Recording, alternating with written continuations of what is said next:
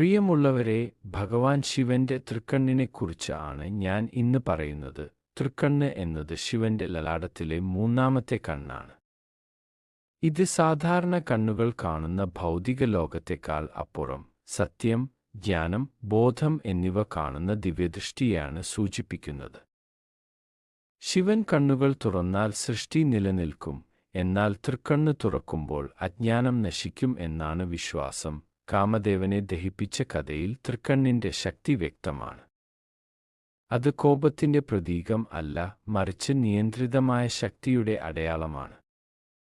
തൃക്കണ്ണ് തുറക്കുന്നത് അനാവശ്യമായ അഹങ്കാരവും ആസക്തിയും നശിപ്പിക്കാനാണ്.